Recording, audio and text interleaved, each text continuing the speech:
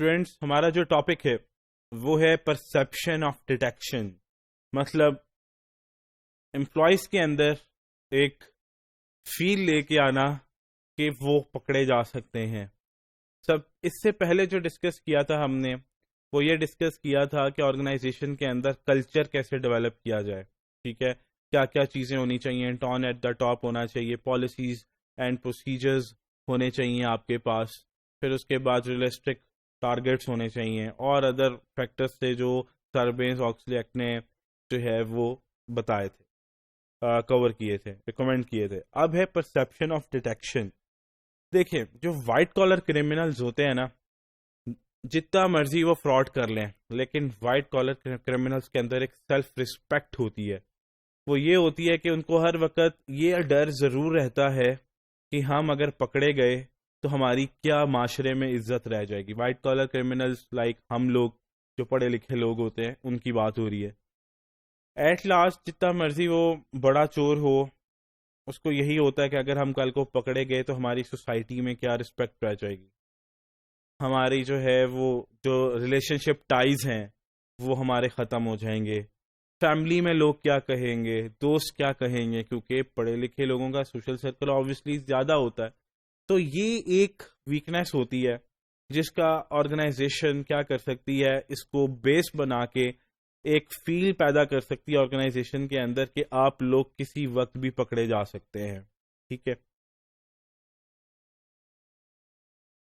تو جو فیل ہوتا ہے ان لوگوں کا, سیکنڈ پیراگراف میں دیکھے گا جو میں آپ کو فردر بتانا چاہ رہا ہوں. The fear of jail, humiliation اور loss of family ties is enough of a deterrent for many potential fraudsters.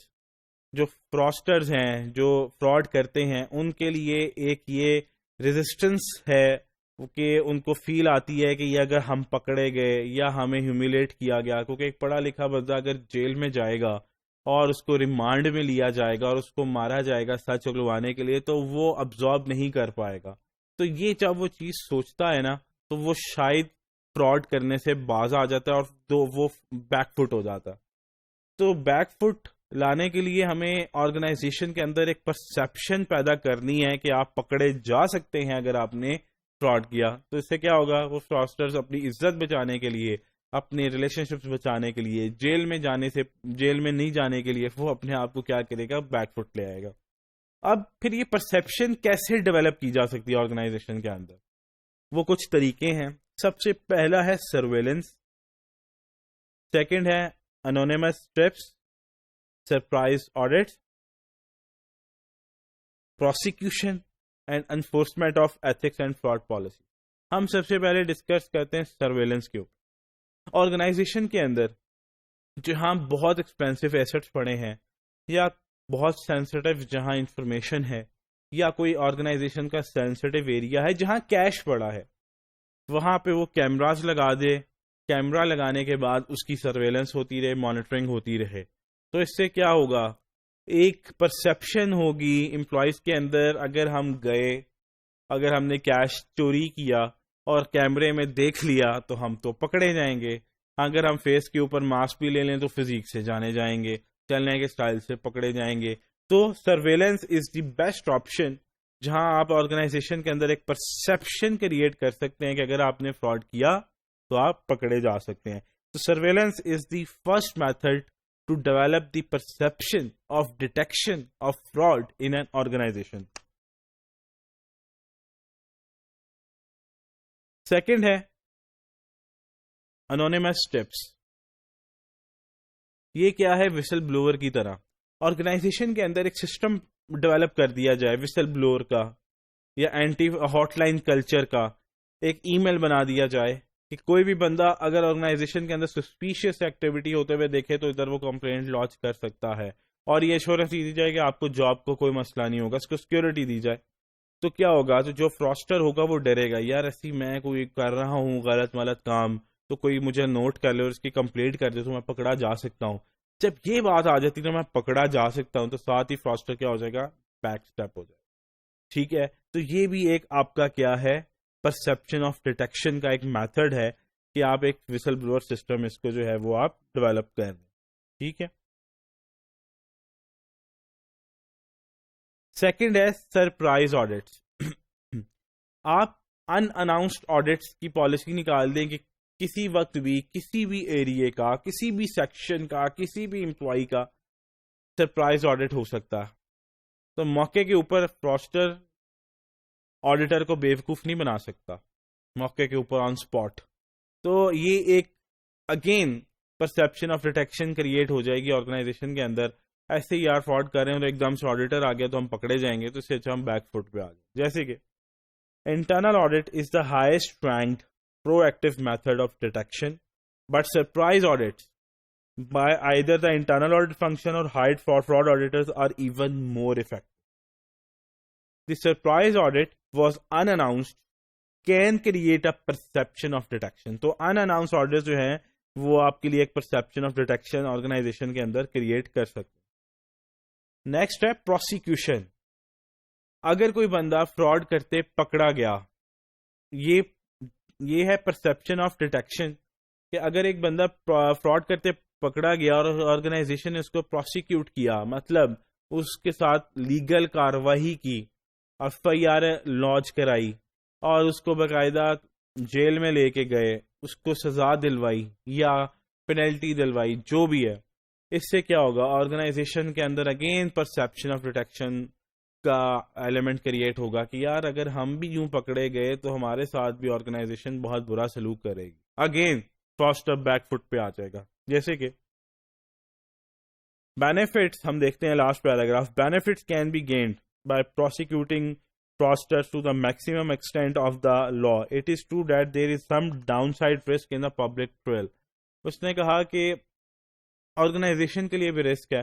ہو سکتا ہے کہ آرگنائزیشن جب کیس لڑے تو اتنا اچھا نہ لڑے اور وہ ہار جائے, اس سے ان کی ریپوٹیشن بھی خراب ہوگی, لیکن اس کا بینیفٹ زیادہ بڑا ہے کہ ایٹ لیسٹ پوری آرگنائزیشن کے اندر ایک میسج چلا جائے گا, نہیں یار اگر ہم پہ شک کیا گیا, ہم کوئی ایکٹیویٹی کریں گے تو ہم بھی اس طرح سے جیل یا لیگل قانونی کاروائی ہو سکتی ہے ہمارے اگینسٹ. سو سیکنڈ پیراگراف اب ہم دیکھتے ہیں. Prosecuting someone sends a strong message about perception of detection. If one commits a fraud and gets caught, اگر وہ fraud کرتا اور پکڑا گیا, this entity is going to seek prosecution and perhaps imprisonment, مطلب سزا بھی ہو سکتی. Next ہے enforcement of ethics and fraud policy. Organization ethics اور fraud policies کے اوپر ایتھکس کے اوپر اور فراڈ کے اوپر پالیسیز بنا لے, کمیونیکیٹ کرے اور پھر اس کی کمپلائنس بھی کروائے. یہ ہم نے لاسٹ بھی ڈسکس کیا تھا کہ پالیسی کا ہونا, پالیسی کا بنانا اور اس کو امپلیمنٹ نہ کرنا یہ زیادہ خطرناک بات ہے ایز کمپیئر ٹو آرگنائزیشن کے اندر پالیسی ایگزسٹ ہی نہیں کرتی. So if you are developing the policy of fraud then you have to communicate it and then implement it.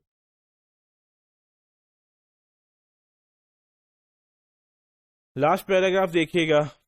Failure to follow its own guidelines for punishment of frauds. مطلب جو آپ نے policies بنائی ہے, guide lines بنائی ہے, اگر آپ اس کو فالو نہیں کر رہے, is worse, زیادہ خطرناک بات ہے than having no fraud policy at all.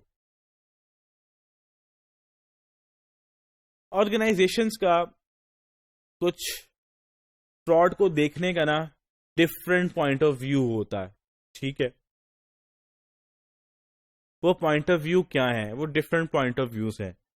کچھ آرگنائزیشن فراڈ کو لیتی ہے ڈائریکٹو اپروچ. ڈائریکٹو کا مطلب وہ کہہ دیتی ہے اپنے امپلائیز کو فراڈ نہ کرو, اگر فراڈ کرتے پکڑے گئے وی ول فائر یو.